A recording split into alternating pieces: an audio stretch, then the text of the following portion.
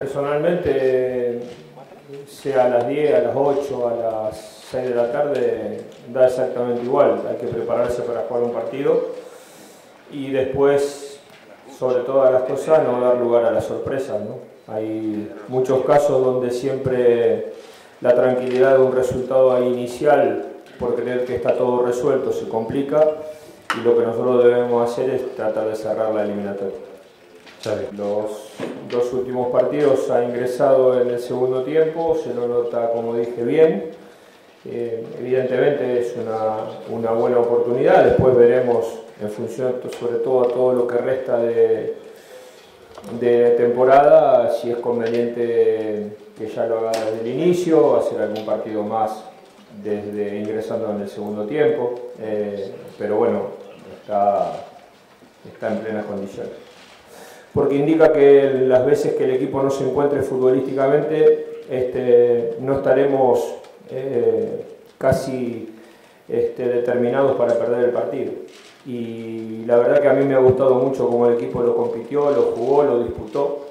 Me deja muy satisfecho y muy contento, porque sobre todo se avecinan partidos con mucha intensidad, muy decisivos, probablemente con rivales que nos hagan costar poder expresar todo nuestro fútbol, y es muy interesante que el equipo haya podido sacar esta faceta de juego. Tenemos claro que no es la forma que nos va a acercar a algún título, pero sí se puede dar algún partido de esta naturaleza y también poder sacarlo adelante. Yo tengo la expectativa de que todos los que empezamos esta temporada terminemos con la misma camiseta. Así que no hay muchos jugadores en este momento que tengan poca participación en el equipo. Probablemente Cristian sea uno de los que menos tiene. El resto creo que está compitiendo regularmente, algunos más, otros menos, pero compiten regularmente. Así que buscaremos también la forma de poder darle participación a él dentro del equipo, como para que esté suficientemente entusiasmado y darnos el aporte que él está en condiciones de dar. A ver, primero felicitar a Cristiano Ronaldo, obviamente, y a toda la gente que ha ganado, porque es un premio muy importante y es en definitiva lo que enaltece una temporada de un jugador, de un equipo, de un entrenador. Es el reconocimiento al trabajo de un año. Después, a mí particularmente, estando allá o estando acá, nunca pierdo de vista lo que significa el premio de un año y lo que yo considero quién es el mejor futbolista del mundo. Sí. El mejor futbolista es uno y el premiado por un año es otro. Y el mejor futbolista del mundo lo tenemos nosotros acá. Y yo creo que ahora es distinto a la semana pasada, que ya tiene una cantidad de entrenamientos adecuados, que se lo ve muy bien en cada entrenamiento, y que tiene mucha más chance de jugar desde el ingreso, porque tiene mucha más chance de terminarlo en los partidos.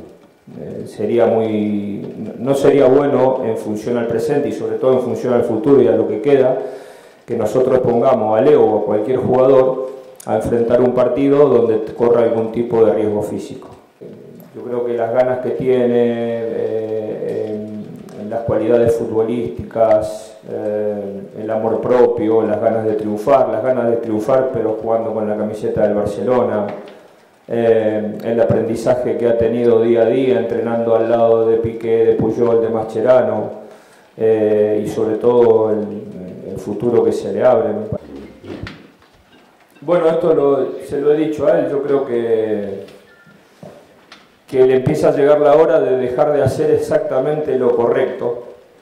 Él hasta ahora está jugando haciendo lo correcto. Todos los partidos lo ha jugado bien y ha hecho lo correcto. Y entonces un poco salirse de ese libreto de hacer lo correcto, porque él tiene mucho más para ofrecerle al equipo.